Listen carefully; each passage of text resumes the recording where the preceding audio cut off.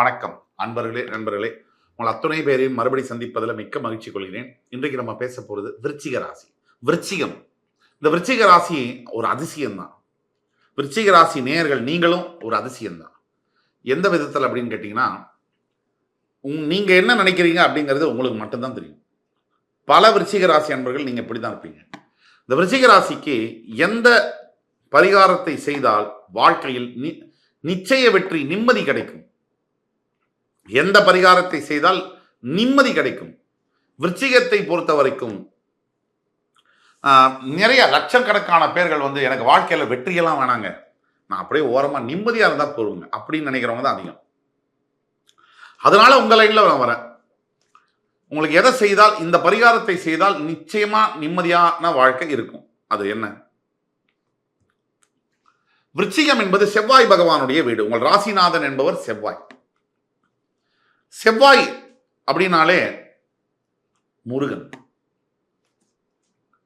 செவ்வாய், சிவந்த வாய், சிவப்பு நிறத்தை குறிக்கக்கூடிய கிரகம்தான் செவ்வாய். முருகனுடைய இதழ்கள் செவந்து கிடக்கும். அந்த முருகனுடைய அழகுக்கு ஈடு இணை இல்லை. அந்த முருகனை குறிக்கக்கூடியதுதான் விருச்சிகம். விருச்சிகம் மறைவு ஸ்தானம்னு சொல்றோம். நீங்க எதையுமே மறைஞ்சிருந்து தான் செய்யக்கூடிய இயல்பு உடையவர்கள். நீங்க பல வருஷங்களா உங்க வாழ்க்கையில பட்டுக்கிட்டு இருக்கிற கஷ்டங்கள், எண்ணிக்கையில் அடங்காத கஷ்டங்கள். இந்த வாழ்க்கையில ஏதாவது ஒரு பிடிப்பு இருக்கணும் இல்லையா? எல்லா விதத்திலையும், எல்லா இடத்திலையும் அடி, உத, ரணம், கஷ்டம், தோல்வி, தடை, தாமதம்னா யாருக்கு வாழ பிடிக்கும்? யாருக்குமே வாழ பிடிக்காது. அப்படிதான் உங்களுக்கும். நீங்க பார்த்த அத்தனையுமே ஃபெயிலியரு. 10ல் 7லேருந்து 8 ஃபெயிலியரு. சக்சஸ் ஆன 1 2 கூட பெனிஃபிட் இல்லை அப்படின்னு மனசு உங்களுக்கு மட்டும் இல்லை, உங்க ஸ்டேஜில் யார் இருந்தாலுமே அவங்களுக்கும் கூட மனசு நொந்துதான் போகும். ஆனா உங்களுக்கு நம்பிக்கை என்பது 1% இருந்தால் இந்த வீடியோவை முழுசா பாருங்க. மே 1ஆம் தேதிக்கு பிறகு குருவுடைய பார்வை உங்கள் ராசியில் விழுவதனால் உங்கள் வாழ்க்கையில் மிகப்பெரிய மாற்றங்கள் வரும்னு நம்ம ஏற்கனவே சொல்லியிருந்தோம். ஆனா இந்த பரிகாரத்தை செய்யும் பொழுது நிம்மதி என்பது நிலையான நிம்மதி, நிச்சயமான நிம்மதி கிடைக்கும். கொடைக்கானல் மலைப்பகுதியில அழகான மலை. அந்த கொடைக்கானல் மலை ஏறும்போது ஃபுல்லா ஏறக்கூடாது. ஒரு 20 கிலோமீட்டர் உள்ள ஏறும் போதே நடுவில் பூம்பாறை அப்படின்னு ஒரு கிராமம் வரும். இந்த அழகான பூம்பாறை கிராமத்துல நீங்க எல்லாம் கேள்விப்பட்டிருப்பீங்க, பழனிமலை முருகன், பிரசித்தி பெற்ற முருகன், ராஜ தண்டாயுத பாணி. அந்த பழனிமலை முருகனுடைய சிலை என்பது போகர் அப்படிங்கிற சித்தர்னால வடிவமைக்கப்பட்டு உருவாக்கப்பட்ட நவபாஷான சிலை. நவபாஷானம்னா 9 வகையான கொடிய விஷம். அது பாம்பு, கருநாகத்திலிருந்து மற்ற செடி கொடி மூலிகைகளிலிருந்து இப்படி 9 வகையான கொடிய விதமான விஷங்கள்னால செய்யப்பட்டதுதான் அந்த சிலையானது. இது எல்லாருக்குமே தெரியும். ஆர்கியலாஜிக்கல் டிபார்ட்மெண்ட்டும் அதை உறுதி செஞ்சிருக்காங்க. ஆனா என்ன ஒரு அதிசயம், அந்த நவபாஷான சிலை மேல, சிலையோட அளவே இவ்வளவுதான் பழனிமலை முருகன், அந்த நவபாஷான சிலை மேல அபிஷேகம் செய்யறாங்க. தினமும் 3 முதல் 4 முறை அபிஷேகம் செய்யறாங்க. ஒரு மாதத்துல 180 முறை அபிஷேகம் நடக்குது. ஒரு வருஷத்துல 1800 தடவைனா எத்தனை ஆண்டு காலமாக எத்தனை ஆயிரக்கணக்கான தடவை அபிஷேகம் செய்திருக்காங்க. அத்தனை தடவை அபிஷேகம் செய்து அந்த சிலையிலேருந்து அந்த அபிஷேகத்தை வலிச்சு எடுத்து பஞ்சாமிரதெல்லாம் எடுத்து மக்களுக்கு கொடுத்து அந்த பஞ்சாமிரதத்தை ஜனங்க சாப்பிடும் பொழுது அதிசயத்தை பார்க்கணும். தீராத நோய்கள், தீராத பிணிகள், உடம்புல உள்ள எத்தையோ பெரிய வியாதியும் தீருது. அந்த சிலை நவபாஷான சிலை.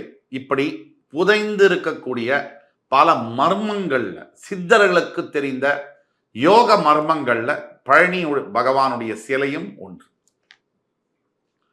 அந்த பழனி சிலை நவபாஷான சிலைனா அதே போகர் சித்தர் அந்த பழனியுடைய சிலையை நிறுவுவதற்கு முன்னாடி 10 பாஷான சிலையா ஒரு முருகனுடைய சிலையை நிறுவனம் செய்திருக்கிறார். அந்த சிலையுடைய பெயர் குழந்தை வேலப்பர். அந்த குழந்தை வேலப்பருடைய கோவிலானது அழகு கொஞ்சக்கூடிய அந்த பூம்பாறை கிராமத்துல ஒரு மலையுடைய எட்ஜில் இருக்கு. அந்த கோவில் உள்ள நுழையும் போது, நான் அந்த கோவிலுக்கு போயிருக்கேன், 3 தடவை போயிருக்கேன். உள்ள நுழையும் போதே உங்களை ஏதோ உங்களை அப்படியே எடுத்துட்டு போற மாதிரி ஒரு ஃபீல் வரும். முருகனுடைய அருளும் முருகப்பெருமானுடைய அந்த அவருடைய பவர் அதை நீங்க ஃபீல் பண்ணுவீங்க. அந்த வைப்ரேஷன், பாசிட்டிவ் வைப்ரேஷன். மிகப்பெரிய சவாலில் நான் இருந்தபோது அந்த பூம்பாறை கிராமத்தில் இருக்கக்கூடிய குழந்தை வேலப்பர் கோவிலுக்கு சென்ற போது என்னுடைய வாழ்க்கையில் மிகப்பெரிய திருப்பம் என்பது வந்தது.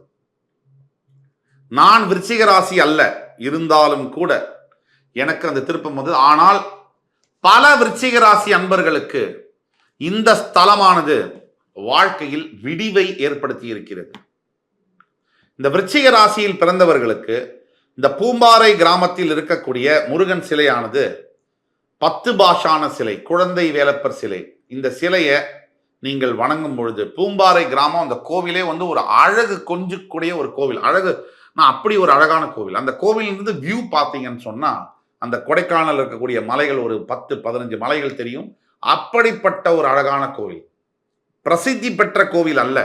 ஆனா பழனி மலைக்கு போகர் சென்று பழனியில் இருக்கக்கூடிய சிலையை நிறுவனத்தின் செய்யறதுக்கு முன்னாடியே இந்த கோவில்ல அந்த 10 பாஷான சிலையை அவர் நிறுவித்திருக்கிறார், ஸ்தாபித்திருக்கிறார். இந்த அளவுல ஒரு பழமையான கோவில். பல காரணங்களுக்காக பழனிமலை எந்த அளவுக்கு பிரசித்தமோ அந்த அளவுக்கு இது பிரசித்தி பெறலனாலும் கூட அந்த முருகனுடைய ஒரு 1.5 அடி 2 அடி சிலை, அந்த சிலையை நீங்க பார்க்கும் பொழுதே அந்த நொடியே உங்களுடைய உடம்புல ஆத்மால மிகப்பெரிய சேஞ்சஸை நீங்க பார்க்க முடியும், உணர முடியும். எப்ப உணர முடியும்னா, விருச்சிக ராசி அன்பர்கள் உங்கள் பக்தியில முழுமையான பக்தியோடு அந்த முருகனை பூம்பாறையில் சென்று தரிசிக்கும் பொழுது உகந்த நாட்கள் எது? திங்கட்கிழமை இரவு, செவ்வாய்க்கிழமை காலம்பர சென்று தரிசனம் செய்து அந்த பூம்பாறை கோவிலில் இருக்கிற முருகனை 108 முறை பிரதட்சணம் செய்யும் பொழுது விருச்சிக ராசி அன்பர்களுக்கு வாழ்க்கையில் நினைத்து பார்க்க முடியாத அதிசயங்கள் நடக்கும். பாதி நம்பிக்கை, கால்வாசி நம்பிக்கை, முக்கா நம்பிக்கை எல்லாம் போக வேண்டாம். முழுமையான நம்பிக்கையோட நம்பினார் கெடுவதில்லை, இது 4 முறை தீர்ப்புங்கிற மாதிரி முருகனை நம்பி நீங்க போனீங்கன்னு சொன்னா உங்களுக்கு வாழ்க்கையில எப்பேற்பட்ட பிரச்சனைகள் இருந்தாலும், கணவன் மனைவி பிரச்சனையிலிருந்து ஆரம்பிச்சு ஆரோக்கிய பிரச்சனையிலிருந்து, பண பிரச்சனையிலிருந்து, வீட்டில் இருக்கிற தொந்தரவுலேருந்து, உடல் ஆரோக்கியம் பிரச்சனையிலிருந்து எந்த பிரச்சனைகள் இருந்தாலும் கூட அந்த கோவிலுக்கு போய் வரும்பொழுது உங்களுக்கு மிகப்பெரிய சேஞ்சஸ் இருக்கும். இது சத்தியம். ஆக விருச்சிக ராசி அன்பர்கள் இந்த வாய்ப்பை பயன்படுத்தி கொண்டு பயனடைய வேண்டும் என்ற முழு ஆசையுடன் விரும்பி கேட்டுக்கொள்கிறேன். அடுத்து வரும் காணொலியில் உங்கள் அத்துணை பேரையும் சந்திக்கும் வரை உங்களிடமிருந்து விடைபெறுவது உங்கள் சுபாஷ் பாலகிருஷ்ணன். நன்றி, வணக்கம், வாழ்க வளமுடன்.